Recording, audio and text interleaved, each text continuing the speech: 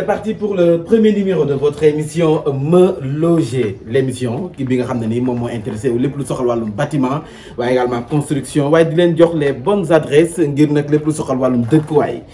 Me Loger pour seen premier numéro xam ngeen ne ay rubrique la ñu ko def rubrique bu njëkk mu nag li ñu si intéressé mooy le sujet du jour tey li ñuy fës kee ne waxtaane suñu premier numéro mu ngi jëm ci effondrement bâtiment yi nga xam ne moo nekk actualité te puis localité bi ñu si taamu mooy di commune bu Médina ndax foofu bëri na ci cas yi nga xam ne nemmeeku nañ ko ci bâtiment yi nga xam ne moom mooy daanu foofu la ñuy dem nag fës kee ne fa waxtaane ak nag directeur service technique bu mairie ba ngir nag bu defal ñu le point. Me Loger seen premier numéro le sujet du jour.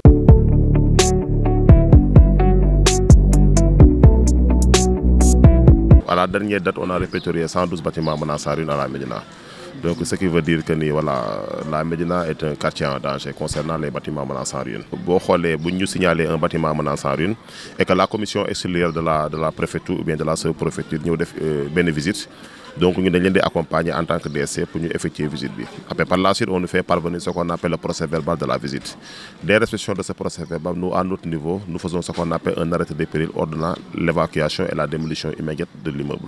Nous avons fait le propriétaire de la maison, même à son niveau, nous avons des responsabilités pour démolir le kër. Donc tout ce que nous demandons, moi, nous à notre niveau que la mairie ne peut pas démolir. La mairie n'a pas le droit de démolir parce que sur notre budget prévoit ici rubrique de démolition des maisons menaçant ruine. Donc propriétaires ñoo ko war def parce que nit ku loué këram pendant des années à usage commercial. Donc bu ñu demee ba bâtiment menaçant ruine ba ñu évacuer la nit ñi fa nekk war nga mën a jël ses responsabilités daaneel kër gi. Rafistolage bi ban danger la am actuellement mairie Médina maa ngi leen di féliciter seen njàmbaar parce que 112 bâtiments yu ñu war a démolir dont 3 rek lañ ci démolir. loolu liggéey bu am solo la ñu ngi leen ci jaajëfal bu baax xëy na bu maire yëpp defoon ni ñoom dina tane mais aussi 112 yooyu jàppale yi am na une cinquantaine ba nga xam ne dañ ko réfectionné carrelewaat ko peinturaat ko ba mu mel ne lu bees kii dëkk du xam ne si li muy dëkk lu màgget la kii romb di contrôler mooy mairie bi wala yeneen corps d'état yi nga xam ne ñoo war a contrôler loolu duñ gis ne sax kii na moo tax rafistolage bi dafa dangereux trop. effectivement lu si ëpp solo ossature bi la commençant fondation bi ossature bu ma la koy wax mooy liy def béton fer ciment yi ñuy boole mooy poteau poutre fondation yi dal yi boo xoolee toujours bu bâtiment waree daanu dina la annoncé muy am ay partie bâtiment bi am day dem ba yàgg gonflé bu gonflé ba yàgg mooy première étape ba yàgg wàcc di wàcc ñuy raaxaat wala ñuy rafistolé waat bu yàggee da ngay gis affaire yi même boo raaxee sax dootul jàppati au début yaa ngi raax bu taw nawet ñëwaatee affaire yi guus mu wàccaat da ngay dem ba benn instant boo ko defee sax 1 mois après mu wàccaat mooy fer bi dem na ba bàyyi ba mënatul jàpp loolu nag mu ngi lay wax ne maa ngi sama topp damay waaj a wàcc par contre am na bâtiment yoo xam ne nag buy daanu du defee noonu. parce que liy causé daanu tamit mun na nekk déséquilibre bâtiment loolu ci fondation ba la koy juree. beneen bi mooy fan ngay tabax ndax tey Médina tu vois que ne suufam baax na suufam sable de dune la foofu boo fay tabax day wuute ak booy tabax Ngor foofu xeer la day wuute ak booy tabax côté Zac Mbao foofu ban la day wuute booy tabax boor géej. foofu brise bi day teel a gaaw a dugg ci fer bi foofu ci cala béton yi ngay am ay changement ak dimensionnement kii ak yooyu ingénieurs yi xëy na dinañ ci gën a mën a xóotal. voilà ñoo ko déggandoo comme émission Me Loger gis ngeen ne saa su ne dañuy jël benn sujet fës kee ne ko waxtaanee tey effondrement bâtiment yi lañ doon waxtaanee waaye it danger bi am ci rafistolage maanaam fekk benn immeuble nga daal di koy tabax defaraat rafistolé waat te respecté woon normes yi ba mu nag mujjee am jéye giñ ci faral di nemmeeku alors gannaaw nag Me Loger ay rubrique la. jërëjëf Mame Mbaye logement d'ailleurs mooy vraiment mot bi suñ ko waxee ci wolof mooy dëkkuwaay nag buñ ko waxee ku ne xam na ni façon dëkkuwaay yi bari na muy nit muy mala il faut faw bu guddi jotee mu am fi nga xamante ni fa lay dugg mu koy suturloo dëkkuwaay nekk mbalaanu sutura boo xamante ni képp kuy liggéey moom mooy nekk sa yitte ëllëg nga am foo dugg yow ak sa njaboot suñ nee logement rek mooy dëkkuwaay logement social nag buñ ko waxee mooy logement bi nga xamante ni kiñ ko jëmee dooleem bariwul waaye nag ci askan bi la bokk nit su bokkee ci askan bi dooleem bari wala dooleem néew faaw da nga ko war a taxaw ci wàllu logement loolu état du Sénégal bi mu ko xamee si la taxawal lii ñuy waxee société nationale des habitations à loyer modéré bi ñu koy taxawal sax fonctionnaire yi nga xamante ni seen salaire demewul noonu moo ko taxawoon a jóg pour que ñoom ñu ñëw SNHLM bu dee li ñuy woowee parcelle aménagée wala mu doon dëkkuwaay boo xamante ni njëkk yi yomb na ñu mën leen ko jox suñu nee logement social rek mooy que ni état dugal na ci loxoom. alors gannaaw nag Ma Loger ay rubrique la dañuy fas yéene jàll suñu rubrique découverte tey nag découverte bi ñu ngi ko jagleel ba tey ci wàllum tabax ñi nga xam ne ñoom ñooy ferrailleurs yi. découverte tey ñu ngi ko jagleel métier ferrailleur.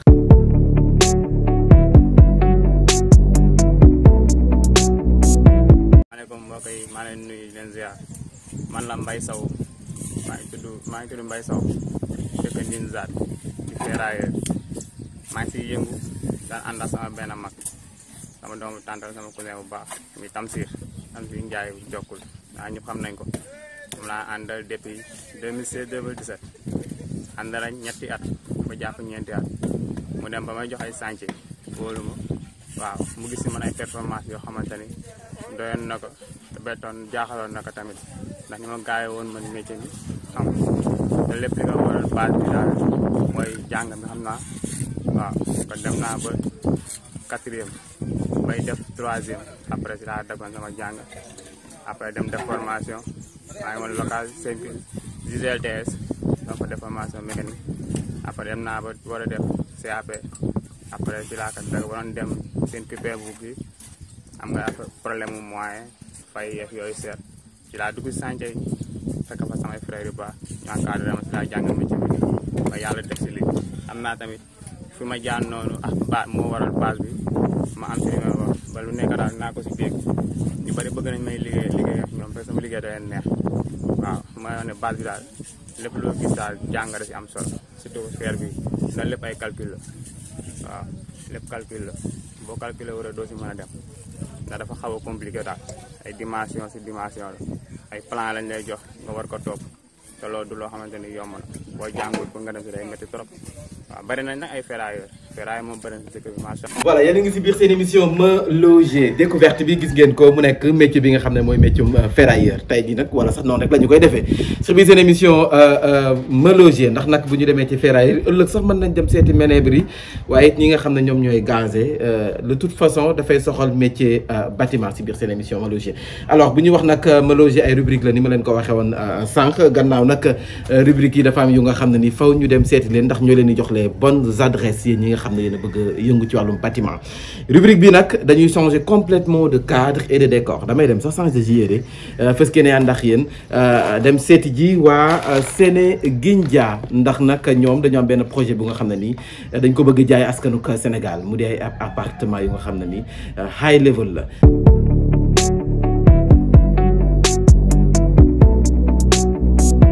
Salam alaikum, je me présente, Madame Gueye Maïmouna, responsable commerciale à Sénégindia SA. Donc tey jii dama leen fas yéene woon suñu appartement témoin aquanique mooy di appartement vue sur mer. Donc appartement bi ñett néeg ñett salle de bain la am donc instant yi ñu ngi ci salon bi salle à manger très spacieux avec une vue sur mer. Chambre yëpp ñooy partagé benn patio bu spacieux ni nga koy gisee nii te instant yi on est au 3e étage donc la vue est magnifique comme vous pouvez le voir. Donc comme vous pouvez le voir nous sommes dans un salon très spacieux donc avec une pièce de vie décorée de notre façon donc vous avez la possibilité de demander à ce que ñun ñu defal la cette décoration bi donc appartement bi comme je vous le disais dina am salon am à votre droite benn salle à manger ou espace de vie pièce attenante bi dem ci cuisine yi donc salle à manger bi gis ngeen ni mu rafetee ak décoration bi ñun ñoo lay defal lustre yi ak lumière yi. Donc vous avez ici une chambre parent donc assez spacieuse donc la chambre parent day ñëw ak balcon bu am vue sur mer vous avez aussi un dressing et une salle de bain à côté. Salle de bain bi day ñëw ak cabine donc vous avez aussi un espace de rangement dans le coin et les toilettes sont suspendues donc boo xoolee da ngay gis ne chaise anglaise bi ce sont des toilettes suspendues qu'on a mis donc vous avez aussi 2 lavabos de côté donc lavabo séparé donc da lay jox intimité te vous n'avez pas besoin de partager votre espace pour daam yi xam nga ñun dañoo bëri bagage donc duñu bëgg partager suñu espace donc comme li ma leen ko doon waxee donc chambre parent bi day partager balcon ak salon bi. Donc vous avez un espace de vie ici aussi qui donne la vue sur mer. Donc imaginez fii ngay yeewu rek di naan sa café. Gis ngeen lumière bi ni muy duggee ci chambre parent bi. Les pièces sont bien orientées, vous avez la brise marine, boo yeewoo rek air marin bi di la laal. Donc boo yeewoo toog fii ci sa chaise à bascule di naan sa café jàkkaarloo ak vue sur mer bi ak lever de soleil bi. Donc appartement yi avantage bi mooy chaque salle de bain, chaque chambre plutôt dina am salle de bain en plus des toilettes visiteurs. Donc vous avez les toilettes visiteurs ici. Matériaux principaux yu ñuy utiliser mooy marbre, inox ak granit. Donc boo xoolee di nga gis pièce bu nekk ak type de marbre bi ñu utiliser. Donc deuxième chambre bi tamit day ñëw ak salle de bain moom. Donc vous avez la salle de bain ici à votre gauche. Donc pour la salle de bain, vous voyez que c'est le même type de salle de bain avec du marbre, du granit. Voilà. Donc cuisine bi moom c'est le domaine des femmes.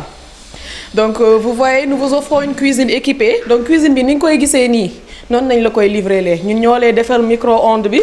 boo xoolee donc micro-ondes ñoo lay defar four da ngay am tamit les placards lii yëpp ay placards la ay espace de rangement la donc cuisine bu am espace de rangement bu bëri espace la donc boo xoolee nous vous offrons aussi tout ce qui est 2 bassins et vous avez aussi tout ce qui est lave-vaisselle, machine à laver et aussi les plaques de cuisson. Nous vous mettons aussi les plaques de cuisson dans votre cuisine avec des espaces de rangement.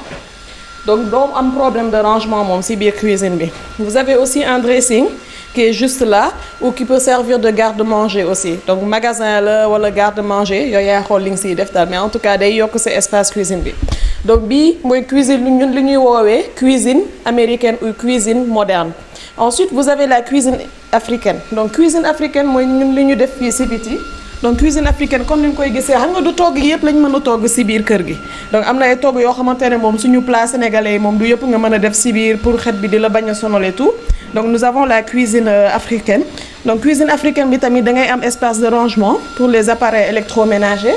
Donc boo xoolee vous avez les plaques de cuisson ici aussi et vous avez tout ce qui est chauffe-eau et vous avez un petit lavabo à l'extérieur. Donc loolu da lay jox espace pour ces rangements. Pour fóot yi pour ces machines yi nga bëgg nga xamante ne bëggoo leen teg ci biir donc boo xoolee sortie bi day génnaat ci couloir bi ñoom bu ñu génnee ci couloir bi ascenseur principal pour domestique yi moo nekk fii ci côté gauche bi ak ñaari ascenseurs principaux yi pour habitants yi moo nekk fii donc day faciliter la tâche parce que dina tax yow boo bëggee am sa intimité et tout ñoom du ñu nekk ci sa espace de vie donc boofu la am na ñoo xamante ne tamit ils préfèrent utiliser comme une pièce supplémentaire pour l'appartement.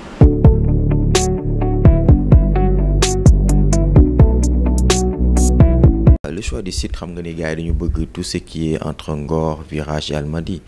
te Ngor Virage Almadies sooy xool ba bu dee dëkkuwaay ak géej yooyu moo foofu vraiment mooy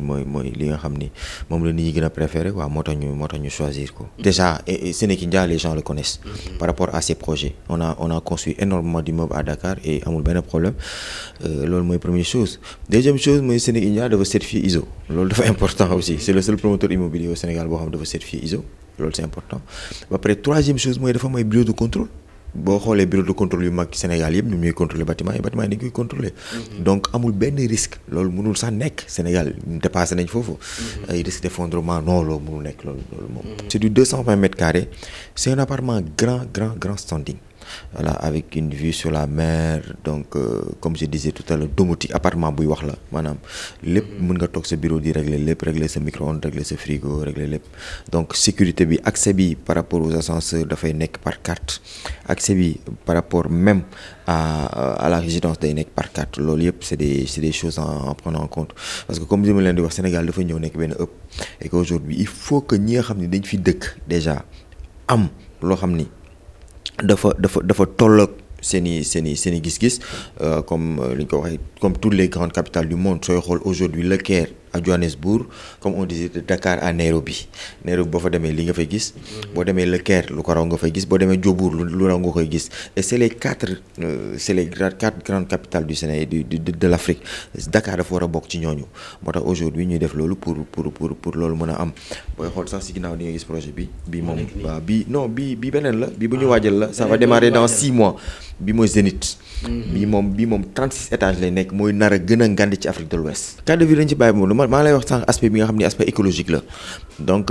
dañu jël benn benn office benn bureau boo xam ne aujourd'hui en Afrique Nairobi lañ ko jëlee ils font partie des meilleurs en termes d'environnement. Nous nous conseillons en environnement par rapport au vitrage des balcons qui seront photovoltaïques, par rapport au bâche à eau, par rapport à l'accessibilité, par rapport à la piscine, les températures qu'on va mettre au niveau de la piscine. Donc tout ça, on a été conseillé par un grand cabinet donc, qui est à Nairobi. Donc comme le donne voir, donc vraiment on a pris toutes les mesures pour que ce soit vraiment accessibilité bi par rapport à li nga xam ne moom mooy Aquanic fi mu placé. non accessibilité bi booy xam nga léegi boo xoolee Almadies donc c'est très accessible hein donc voilà accessibilité bi moom amul problème. Aujourd'hui booy xool Sénégal dafa am fu ñu ko war a teg te bu ñu ko waree teg fenn tamit dañuy defar lu rafet. te ko xam ni lu rafet da ngay xam ni lu rafet moom du mënul yomb day cher quoi donc Aquanic yombul c'est vrai que yombul. Mais am na ay sénégalais yu ko mën a jënd c'est important nit ñi di sóor loolu il faut que les gens arrêtent de dire ouais dafa cher waaye am na ñu ko mën a jënd te ñi ko mën a jënd ñi ngi koy jënd et c'est des personnes lambda comme toi moi et autres personnes du ñu ay affaires yoo xam dañ koy xalaat naan ñi dañuy def lii dañuy def non des personnes normales ñi xam dañoo liggéey ut seen xaalis jënd ay appartement yu rafet waaw te dañ ko gars yi commencé ñëw di visiter bu baax Aquanic c'est vendu à 70%. À 70%. Ouais, on est sur 119 appartements, imaginez 70%. Donc on a vendu près de 67 appartements. ngeen ko muy la bonne adresse la bonne affaire rubrique la bu nga xam ne dañu ko jagleel képp kuy yëngu ci wàllum bâtiment maanaam tabax wala sax nga am sa projet bu nga xam ne da nga ko bëgg a jaay def leen ni waa Sénégindia gis ngeen li ñu leen wan appartement yu nga xam ne ni amul fenn fii mooy la bonne affaire yéen ñi nga xam ne nag lépp lu ngeen yor muy projet te mu soxal wàllum bâtiment ñëw leen ngeen àndax seen émission Ma Loger ñu jaayal leen ko ndax nag fii la ñu koy gisee waaye nag du ñu yem ci la bonne affaire ndax Actu Déco ci biir seen émission Ma Loger la bokk Actu Déco nag daf leen di jox astuce yu nga xam ne dafa jëm ci wàllum décoration ak lépp lu ni xeeto Actu Déco dem seeti ji Adja Ombelico moom mi nga xam ne dafa yëngu ci wàllum décoration waaye it dafay jaay lépp lu soxal wàllum meuble kon nag Actu Déco ak Adja Ombelico.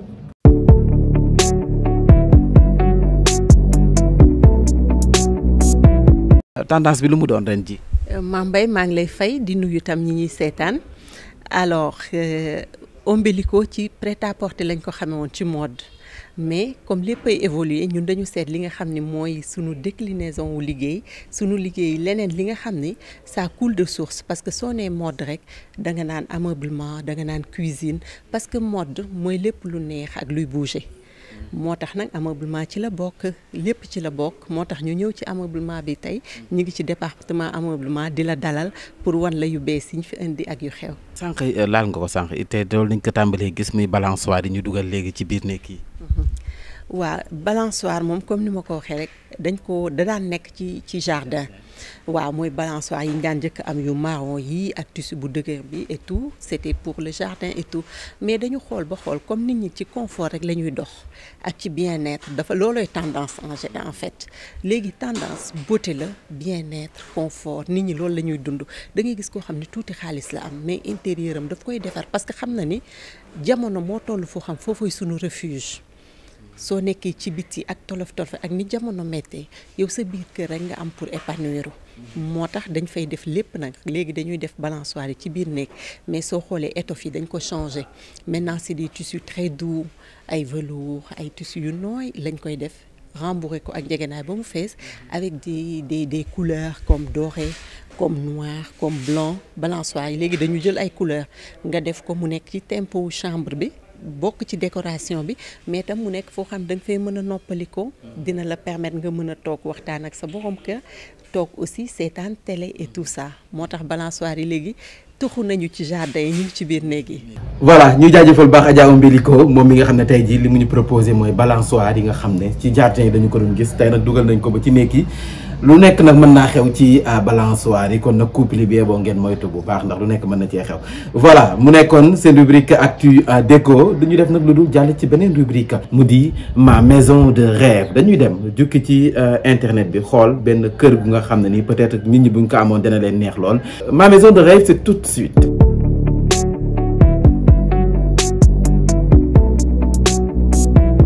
seen rubrique ma maison de rêve ma leen di laaj nag tey ku ci amoon xaalis ban xeetu kër ngay bëgg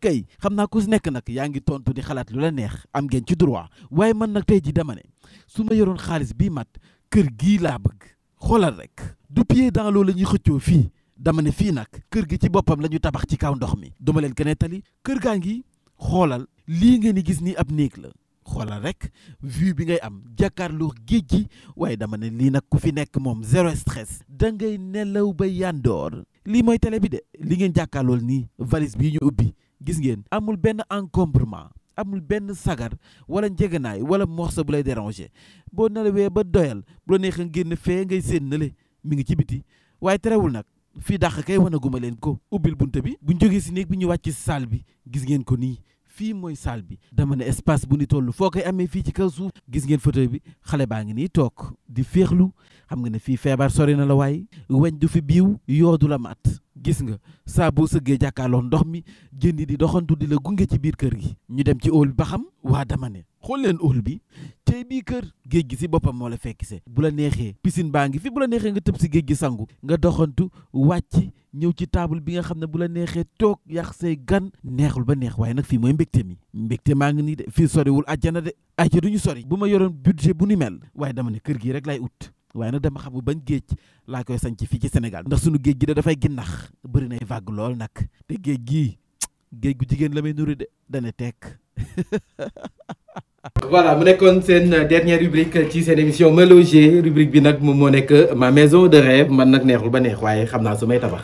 genre boobu rek la laay tabax maanaam kër gi nga xam ne moom lañ leen wan sànq jaajëfal leen bu baax mu nekkoon seen premier numéro Me Loger jaajëfal caméraman bi ma àndaloon tey di Mansour Ndiaye jaajëfal képp nga xam ne nag jàpp nga ci liggéey bi ba mu jàppandi waa Sénégindia jaajëfal nañ leen ndax ay partenaire lañu naka noonu it Adja Ombedico ci wàllum actu déco képp nga xam ne nag am nga produit boo bëgg a jaay te mu soxal wàllum dëkkuwaay ñëwal ci biir seen émission Me Loger ñu ànd seex yéen gunge leen ci ayca mu nekkoon seen premier numéro Me Loger rendez-vous dans 15 jours ngeen amaat seen beneen numéro Me Loger